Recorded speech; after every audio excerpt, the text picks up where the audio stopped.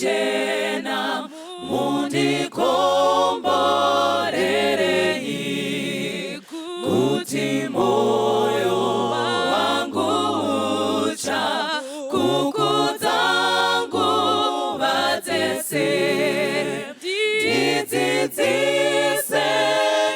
kukuda kuziva zvakanaka zvechikariro chembiri chinondipa kufara ndauya kune mitenzi munozondibatsira ndinosimbira kunemi mundisvitse kumusha Jesu wakanditsvakisa ndanga ndiri mufambi mudambudzo wandibvisa ngeropa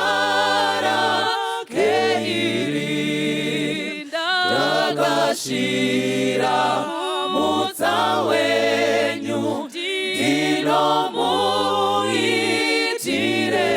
ndinomuitirei ndipeni kunaka kwenyu ndosungirwa kunemwi nguva dzese ndarasika kubva munzira yenyu ndiri pano hangu Baba batisa moyo wangu ndiri pano hangu Baba batisa moyo wangu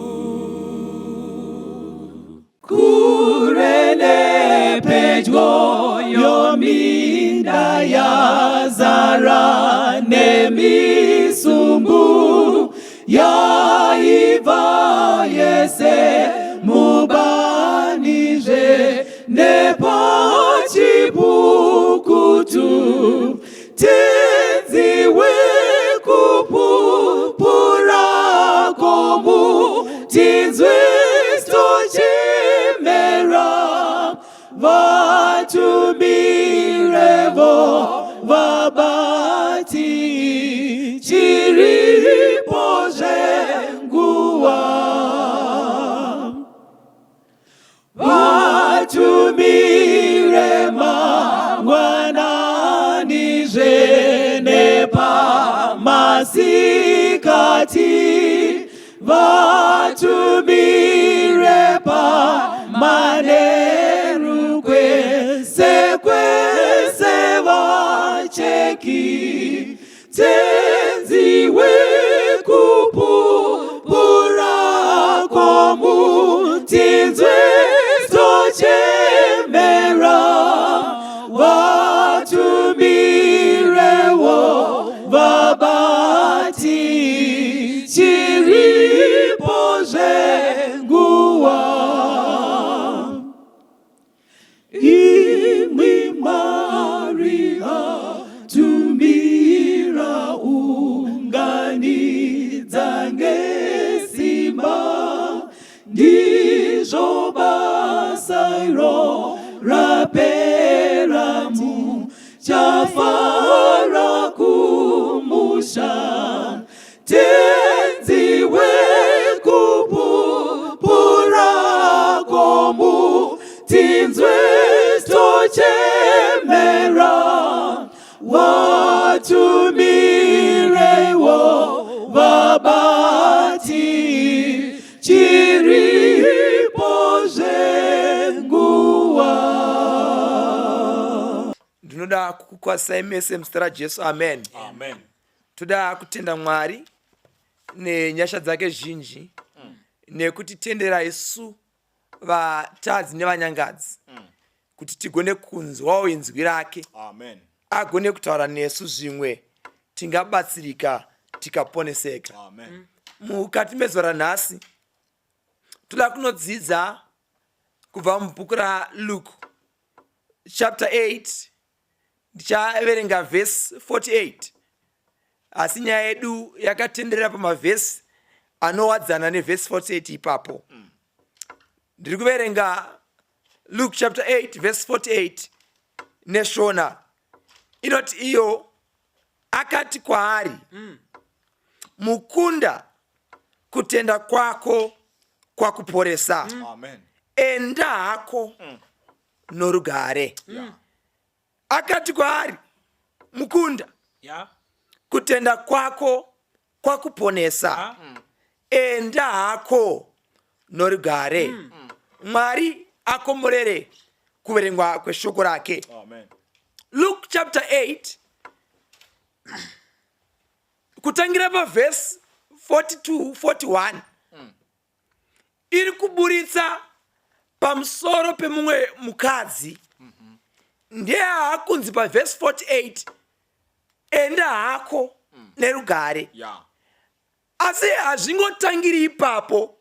Mufundisi wangu changa, mukadzi uyu bhaibheri rinotiudza kuti akanga aine dambudziko raaiva naro. Dambudziko rekubuda ropa. Ndinoda kuti mungomuonawo kamuonero kandiri kuita. Munhu wechidzimai uyu. Madzimai mucommunity medu vanhu vane utsanana. Saka kana vanhu vachivaona vachida kuvatsanangura, vanhu vanoda kuzvishambidza zvakanaka. Mapefyumu anodhura anowandira kudivi ravo, nekuti vanhu vanoda kuonekera nekuchena. But uyu mukadzi uyu sekunge akanga asiri mumwe wavo, bhaibheri rinoti ainge aine chirwere chekubuda ropa. Dai akabatwawo nezvimwe zvirwere vakomana zvaiva nani, asi chirwere chake chaiva chirwere chekubuda ropa. Saka for 12 years aigara day after day achikubuda ropa. We are not told by the Bible ma-intervals aibuda ropa, kuti kwaiva kuseni masikati nemanheru here sekunwa vatinoita mapiritsi, kana kuti zvaibuda every minute here, kana kuti zvaibuda after how long. We are not told kuti yanga iri monthly cycle here, but yanga iri monthly cycle pange dai bhaibheri risina kunyora kudaro. Saka zvaibuda painterval yaiva padhuze, achingobuda ropa for 12 good years. Zvinhu zvisina kumira zvakanaka. Ndoda kuimagina inini kana vaishandisa mushikashika sezvatiri kuita isu mazuva ano. Aisakwirika naye kombi uyu, nekuti akada kungokwira newe akutanga kutobuda ropa ospoila kombi yevanhu. Uyu aisagona kuenda kumaget together nemhuri uyu kuti vagone kunogara naye vachitamba Christmas vachifara vose, nekuti akangoda kugara nevamwe ropa rotobuda. Hazvisina kumira zvakanaka. Maipinda naye seichechi uyu, divine service ichirohwa, iro ropa rakutobuda, haasi kugona kuzvibatsira. Saka aga kutoenda kure nevamwe.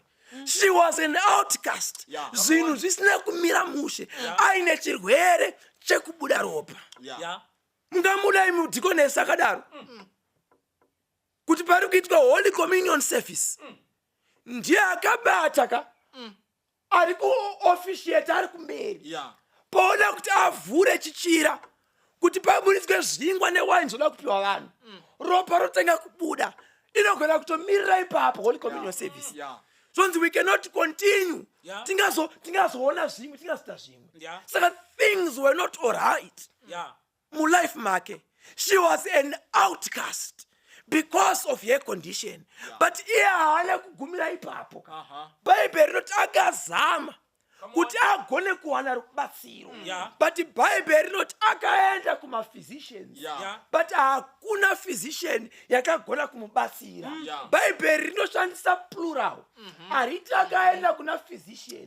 Dai akaenda kuna physician 1 taigona kuti ibenzi seko achirambira kuna munhu one asingagone kumubatsira but akatraya uyu physician zvakaramba ndokubva amboudzwa kuti pauri apa havana tsogoni dai waburikira maybe Judea uchawana physician anoziva nyaya idzi but things were not all right. Hazvina kugona kumubatsira.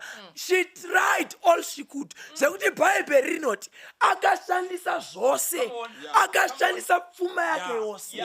Kana aiva neana nehama, mari aitumirwa yeshuga, aikonveta, oiendesa kuchipatara kuti agone kubatsirika. Asi Bible rinoti akasara asisina chinhu nekuti zvose zvakapera. This was the kind of situation. Come on now. Desperation. She was desperate. Ana angakusaziva kuti ndodii. Imi zvinonzwisisika first month. But paunomuva kuenda ku second month. Unotanga kuita ngawaku accepta so. Paunomuva 1 year, 2 years. Azvicha make sense. What desperate. Kunyange asingagoni ari kudzidzira kuita physician. Unotirega ndimbonotraya zvimwe ndiye achagona kundibatsira. She was desperate. This is not a strange situation to you. Did everything. Unotozviziva iwewe. Come on now. You have tried. Zvese zvaunogona. Iwe nyaya yako iyi. Your physical health. Watraya mapirisi ayani apa. Pamwe pacho vambokuti zvemapirisi hazvishandi. Dai vambonobatsirwa neve-lifestyle medicine. But vari kuedza, things are not all right. Hazvisi kufamba. This was the kind of situation. Yakaine mukadzi uyu. Vamwe vedu mentally hatina kugadzikana. Zvinhu zvacho hazvisi kufamba, ma-stress. Nyaya yako iwewe. It's a story of ages. Zvinoramba zvichingodaro paunofunga kuti zvapera zvinodzoka futi to bed. Vamwe vedu spiritually tiri pakona chaipo chaipo. Zvinhu hazvisi kumira zvakanaka. Spiritual warfare. Unotombofunga kuti manje ndoiudzawo sei mamwe maelder. Vanofunga kuti inini handina kusimba pakunamata. Sei zvichiwira inini chete zvisiri kuwirawo ivavo. Kana kuchechi zvaakunetsa kuenda. Ndinoenda sei ko zvakanditera zvidhoma izvozvo kuchechi zvondirovera pane vanhu. And you always wonder zvichazova rini. This was the kind of situation yakaine mukadzi uyu. Ari panguva yakaoma for 12 good years. Asingazivi kuti wadii. Ropa richingobuda with no help. She was in a desperate situation.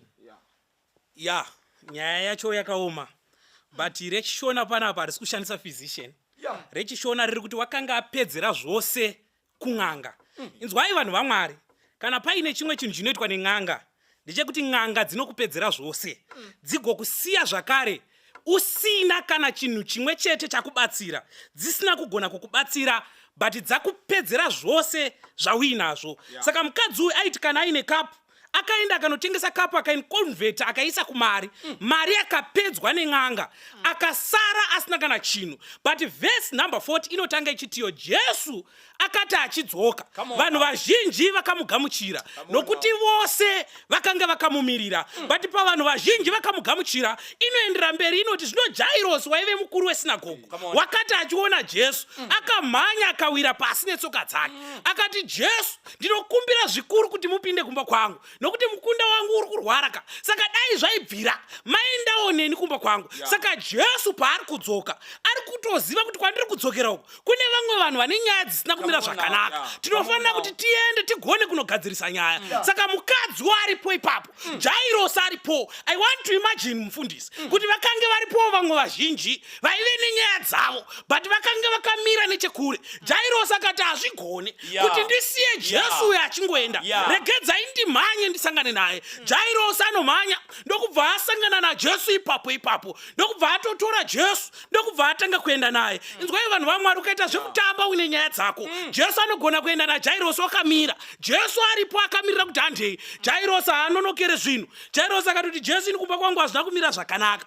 Dai zvaibvira mapinomba mangu zvikanzi naJesu handei. But ukaiverenga mumwe munyori wandofarira anotiyo Jesu paakanga ari kuenda kumba kwaJairosi akanga ari kufamba, ari pakati pekufamba aiverenga mwoyo yevanhu. Achiverenga mwoyo yevanhu ndokubva aona kuti pane mumwe mukadzi ari pano ane nyaya yake yakaoma, but ari kunyara kutaura, ari kunyara kuuya nenyaya yake. Kwai Jesu akachinja direction ndokubva atora direction iri towards mukadzi kuti agone kusangana nemukadzi. Jesu paakatora direction yemukadzi aitsvaka kuti pamwe ndikaswedera pedyo naye, pamwe ndikasvika padhuze naye, anogona kusvika pedo nenyaya yake, anogona kuuya kuzotaura nyaya yake. Inzwai vanhu vaMwari, mukati meupenyu hwatiri kurarama tine nyaya dzedu. Jesu zuva nezuva ari kupfuura nepatiri. Jesu zuva nezuva ari kuchinja direction, oswedera pedyo nesu, achiti pada nezvimweni nguwaka vangataure nyaya dzavo ndikauya padhuze navo. Ndauya kwamuri kuti ndigone kutaura nemi, muuye nenyaya dzenyu kwandiri,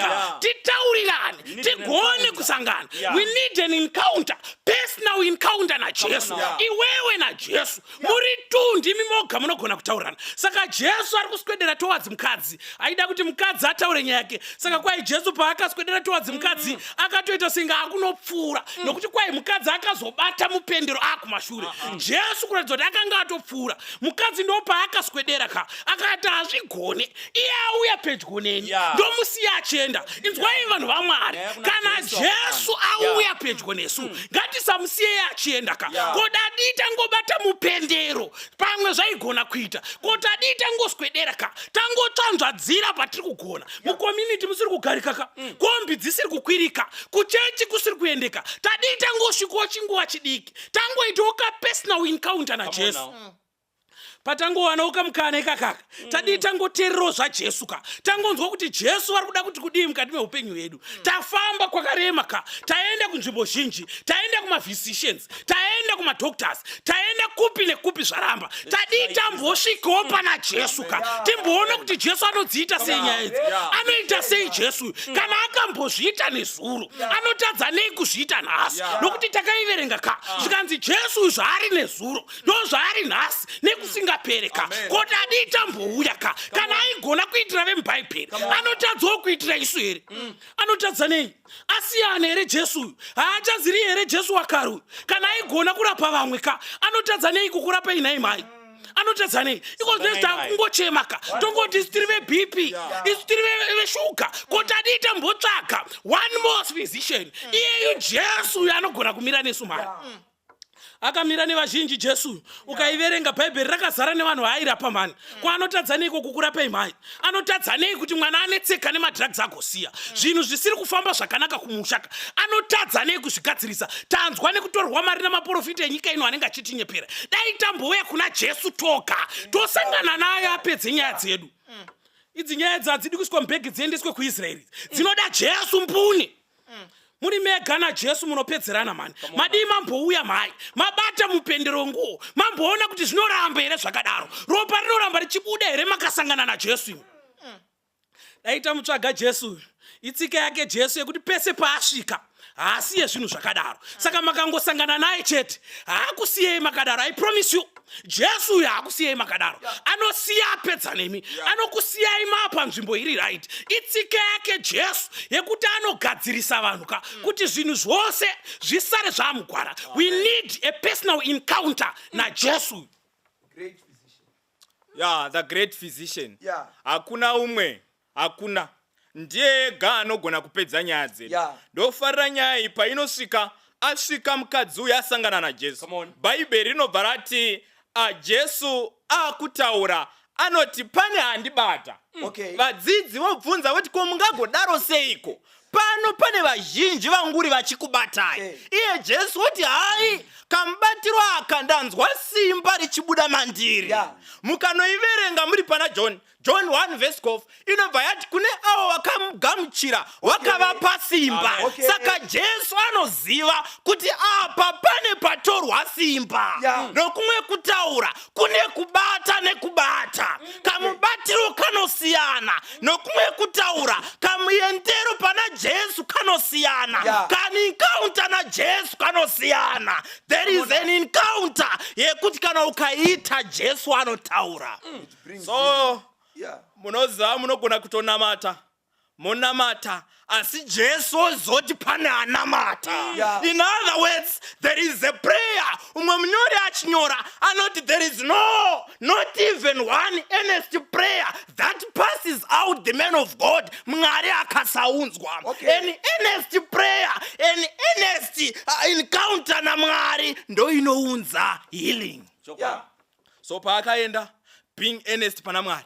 Mwari ndo kubva aona Jesu akabva ati uyu andibata ende kubata kwake ndekwekutenda zvikanzi nekuda kwezvaaita abva apora.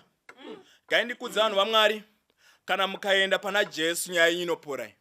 I know makore awanda. These are 12 years. Pane vanhu vakanditarisa vekuti nyaya dzekunamata vatanga kunamata kare. Dzimweni dzenguva simba rinosvika kunge raakupera. Why? Zvitema zvavari kunamatira zvoita sekuti vari kuramba vachizviita. But don't lose hope. A personal encounter with Jesus brings healing. Ukaenda pari anogona kukurapa. Usabve pana Jesu. Ndikudze munhu waMwari kunyange ukaita sei rambira pari anorapa vane 12 years. Anorapa vaneta nemhaka yei. He is the healer, the greatest physician. Usavimbe nemunhu waMwari. Usavimbe nevamwe. Usavimbe. If I had time, don't even trust with the pastor. I'm a pastor, but don't trust in me. Trust in the Lord. Nemhaka yei. He is the greatest physician. Men can disappoint, but God cannot disappoint. He cannot. Saka uyu paari kuenda ari kutozobva anaka. Kana ukaenda pari unobva wanaka. There is healing. There is healing in the name of the Lord. Musaenda kumwe even muna mu advance arimo basa rekurapa. Wanetswa neiko kunyangwe mweya ikanga yakubata usabve. There is healing in the name of Jesus. Iripo Tsime. Taona nandadzuku. Ndiye ega nandadzuku anogona kuzvibvisa nemhaka yei. He is the all powerful God. Wanetsa kunei kuhama yangu riripo simba mumaropa enyenye rambira pamukomana. Pane vanhu vakutoti zvimwe zvacho zvino hazvichamake sense, but increase your prayer life. Uyu munhu anondinetsa kuti akasvika sei achifamba kusvika pana Jesu. Nokumwe kutaura, it was not easy for her kuti asvike pana Jesu. Asi zvakaoma vamwe vachimuvhiringa vachimutarisira kure. Kunyangwe pakupona nazvo nzvimbo achinzi apike akarambira pana Jesu akaponeswa. There is healing in the name of the Lord. In the name of the Lord. Even waitwa outcast rambira pana Jesu. He is the one anopa healing. Nyaya ndeya Jesu anoponesa achiporesa. Vanhu vakawanda kazhinji vanonangana naJesu anoendesa vanhu kudenga. Vokanganwa Jesu anochengeta vanhu vari pano pasi. Mudzimai anga atambudzika. Kwenguva yakareba Bhaibheri rinoti makore anogona kusvika 12. Anetseka. Chaakagona kuita sekutaura kuvakomana kuenda papersonal encounter naJesu. Munoziva kune dzimwe nyaya dzekuti chero mukaudza vanhu havana solution. Chero mukatandara nadzo hadzina solution. Chero mukaita nadzo dzeprayer band dzekunoungana dziye vakomana hadzina solution. Imbosarawo prayer band yapera. Personal encounter akakambaira kusvika anobata pane mupendero wenguo yaKristu. And I want to tell you, azviite kuti Kristu asanotise kana wasvika paari. Bhaibheri rinoti Kristu akati pana andibata. Pana ari kundibata. Vakomana vakanga vakadzidza vanga vari pedyo vakamuti azviitika kuti mudaro nenyaya yenhamba yevanhu vari panapa. Iye akati ndati pane munhu andibata. Saka muchaona kuti Jesu kana masvika paari nenyaya yenyu anozviziva kuti you have checked in. Ende kana maita check in, Jesu tsika yake ndeye kuatenda immediately. Saka kana anga ari pakati pezvimwe zvaaita akabva atomira. Ngatimboona inyaya yemunhu andibata first.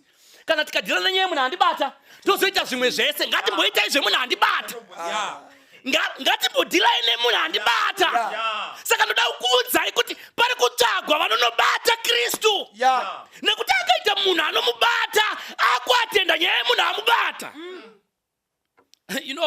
Chiri fani ndechekuti kunogona kune vamwe vaitorwara kupfuura mudzimai uyu asi havana kumubata.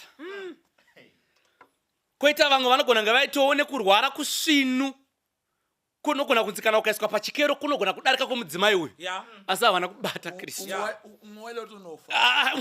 Pamwe mwanga kutofa asi anga ari kure achingoona asi uyu mudzimai akati nhasi ndinomubata. He has to attend to me kana ndasvika pari. Munoziva desperate situations dzinotsvagawo ma-desperate measures. Ndo zvinofana kutongoitika. Imi munonyazoziva kuti marwariro angu aya haasi ekuti tingati vanhu vanodzwa pagurupu kuti namatirai mainhingi motogutsikana muri kumba. Munotoziva kuti marwariro angu aya ekuti ndane 6 months vanhu vachindipusha mubhara. Haaite kuti vanhu vangowirirana kuchechi kuti tiri kukunamatirai. Haaite. Paroda kutsvaga kuswedera padhuze naKristu. Kuti wano ngatimboitai conversation. Personal conversation. Zvimwe zvese zvakamboitika ndazvinzwa asi ngatimbotaurira naye. And the Bible says mudzimai paakabata Kristu abata Kristu paakanzwa kuti andibata ndobva achinja program yake akati ndaakutsvaga mudzimai andibata. Nyaya yekubata Kristu koketwa nemudzimai inotinetsei iri bit complex nekuti zvaigona kungoreruka kuti mudzimai abate Kristu obva aenda nekuti atopora. But paakabata Kristu akaramba aripo zviri kureva kuti zvaisaita kuti kuporeswa kwake kunge kuri maari bedzi. Vanhu vaifana kubatirira kuti vanzwisise. When Christ deals with our situations it's contagious. Zvinofana kubatsira vamwe vakakukomberedzai. Saka ndobva aramba ari pabedza kubata Kristu pana handibata. Second aspect mabvunziro akaita Kristu achinsista akavhundutsa mudzimai uyu. Patererei mudzimai ndobva abvunduka akati maitiro akuita murume uyu ekuramba ungobvunza kuti andibata ndiani rega hangu ntaure chokwadi. At times the methods that we use kusvika pana Kristu inesu hatifane kutove shuwa kuti zvinoita here kana kuti hazviiti. Musangomirire paya panonzi wamunamato wevarwere vanorwara simukai. Pamwe pacho imbosimukai vanhu vachiimba muti imbondinamatirai ndarwara. Nekuti akanopindira muprogramu yaKristu kusvika Kristu amira zvimwe zvese akati ndiani andibata. Kati regai nditaure because ndainfrinja program yevaridzi pandapinda apa pasiripo pangu. Don't just wait for designated times dzekunzi iye zvino yangu yemunamatira varwere simukai ende munhu ari kunamatira varwere pamwe ari kutorwarawo. At these kind of moments sanganai naKristu pakamanikana pacho ipapo. Ndoda kuti ndikutaurire vanhu vaMwari zvatangoya kuzoita kuudzai kuti kuna Jesu anoporesa. A Christ who heals. And after healing you there's restoration. Sevakomana vekumbare vaya nhasi tiri kufamba tichedzera kunge makabeji. Makawanzwa vachiuya here makabeji pano nhasi tiri kungoita zvaJesu anoponesa pano. Verse 48 yobva yati mukunda enda nerugare. Ipapo hamuna kupabata because munhu ari kunzi enda nerugare uyo anga asina rugare for the past 12 years. Ndiye akunzi naKristu chienda nerugare manje.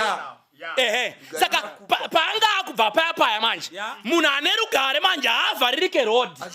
Saka paambokambaira achiaccessa Kristu vakumuvhurira road vakabvunzana vanoti ndiye uya wekupa rugare naKristu nekuti apora chiripo ripotyo. Saka I want to tell you that Christ has a tendency of restoring us. Mukadzi uyu anga ane backlog yekurarama zvakanaka ye12 years. Saka paanoporeswa achinzi chienda nerugare zviri kureva kuti akadzokera zvaairarama 12 years back. Actually in essence anogona nga akutorarama better than zvaairarama 12 years back. Kristu zvaanoita Kristu haazongoporese one thing chedahaka kana akukuporesa ari kukavhane pamwe. Makambona munhu anenge akatsanya kana abreak. Aiwa musati zvokutamba naye. Saka munhu anga ane 12 years backlog dzekusafara. nekusapinda pangu paisapindwa nevanhu vakaita kunge iye asi Kristu apedza naye ndiye akanga akufamba. I'm presenting a Christ who restores. Restoration chai. Musaite nyaya dzingonzwira next day musati mambowanzwa here munhu achikutaurira kuti muchiona ndakamira kudai ndakanga ndafa. Kutaura chokwadi ndakanga ndaguwa vanhu vachiti kana vakandifukidza kudai so vainonge pasina chinhu mujira. Asi munhu iyeye ndiye anenge achitaura akasimba. Kristu anorestore. There is restoration panyaya iyi. There is proper restoration. Munhu akanga aine madondoro 16 years achifamba ainawo. Kristu kana ada hake maita encounter naye anofamba asina tsvimbo. Christ restores. Kukudzoserai pamakanga muri kana kutopfuura. Unoziva zvino pane vanhu vekuti kana muchitandara navo muchitaura navo nyaya dzavo dzese ndedzekurayira nhaka. Kana ndafa itai kuti chakati chigofamba chakadai, mavari havasi kuona upenyu hwekurarama kupfuura pavari, havasi kuona vapora. Ndauya kuzokuudzai kuti Kristu anokurestowai. Kukatonzi kwafiwa kumba kwenyu pasina kutaurwa zita ndimotanga kutofungirwa. Mukati vari right here ikoko ndo vane makore akawanda vachirwara. Kristu haoparete maoparetero iwayo. Ane vanhu vema 12 years vaanga ainawo. Normally panoitika maaccidents akawanda chinouraya vanhu vazhinji zvinonzi kupererwa neropa mumuviri. Muripo here vakomana? Uyu akaita 12 years richibuda. Asi Kristu auya ndobva zvapera. Ende kuratidza kuti nyaya yemudzimai yakabva yapera. Paanongonzi enda nerugare, Kristu akutoatenda the next person. Dzimwe nyaya dzedu dziri kungoda kunosangana na Kristu. Tasangana naye obva atiporesa. Pane tsime rakadzama. Tsime iro rakadzama iri. Basa raro nderekuponesa vanhu nekuvabatsira. Muimbi werwiyo anobva ati chishamiso tsitsi dzake, ropa rake mpasi, mutsi wenyu Jesu akatinunura. Kununurwa munokuziya here? Kubviswa pakamanikana pekuti maisafana kubudapo ndokunonzi kununurwa. Saka Kristu arida kukununurai. Just have an encounter with him. Kristu ndauya ndinunureiwo. Ndatouya iningondinnunurai ndokumbira kununurwa. Ndokumbira ndinunurwe. Pandasvika apa ndoda kuti mundinunurewo. Vanhu chaivo vakufunga kuti hazvichaita, vamwe vangomirira zuva asi michindinunuraiwo. Ndinunureiwo. Kristu uyu anonzwa kana vanhu vakakumbira kununurwa naye. Ndo zvaanogona zvekununura vanhu. Munogona kudaro marwara kwenguva yakareba, Kristu anokununurai. Vamwe vana venyu, ana sekuru, anani vanenge vachidhiskasa kuti saka tomuviga kupi, toenda here naye kumusha, imuri mupenyu muchizvinzwa. Kumbirai kuti Kristu akununurei, nekuti anonunura. 12 years the woman was desperate until abata mupendero wa Kristu akamuporesa.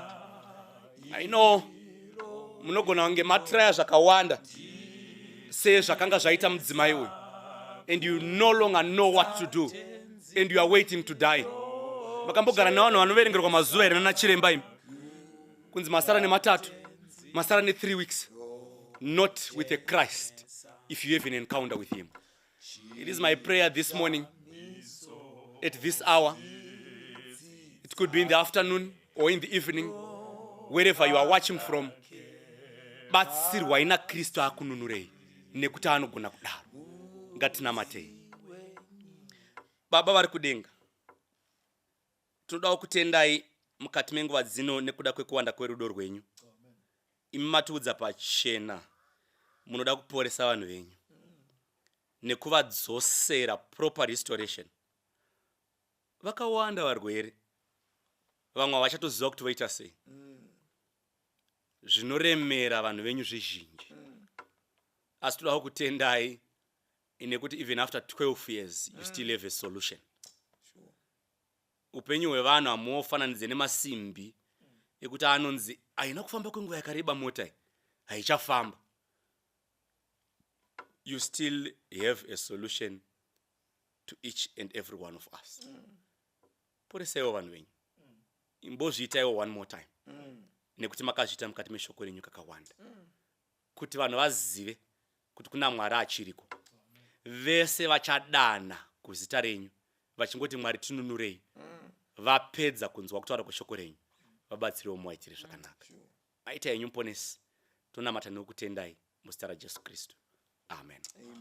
Ndinonana ndatsvuku Tsime rakadzama, Jesu tenzi muponesi wakatifirayo. Tsime iro ndariona, iro rinondichenesa, kudza tenziro chenesa, kudza tenziro chenesa.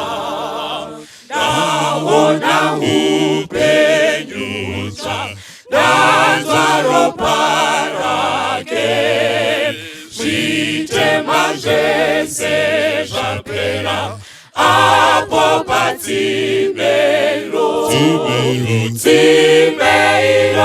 ndariona, iro rinondichenesa, kudza tenziro chenesa, kudza tenziro chenesa. Ndamuka ndaitwa mutsva nembiri yedenga, nemoyo nenguo chena, naKristu mandiri. Tsime iro ndariona, iro rinondichenesa, kudza tenziro chenesa, kudza tenziro chenesa. Chishamiso tsitsi dzake, ropa rake pasi, muzi wenyu Jesu chete wakatinunura. Tsime iro ndariona, iro rinondichenesa, kudza tenziro chenesa, kudza tenziro chenesa. Pamchinjiko pane upenyu, Jesu atingitarise, pasine pfuma ngezvenhando, pamberi ndoona zvakanaka. Mune upenyu mukutarisa, muchinjikwa upenyu hwakanaka, kutarisa Kalvari. Apo ndakamutarisa Jesu, iye akanyemwerera, kuti ndava mumatambudzo, muchinjikwa unondisimbisa. Mune upenyu mukutarisa, muchinjikwa Kristu, upenyu hwakanaka, kutarisa Kalvari. Ndinozotarisa muchinjikwa, ndosimbira muchinjikwa, hakuna anozoputsika, panosimbira simba redenga. Mune upenyu mukutarisa, muchinjikwa upenyu hwakanaka,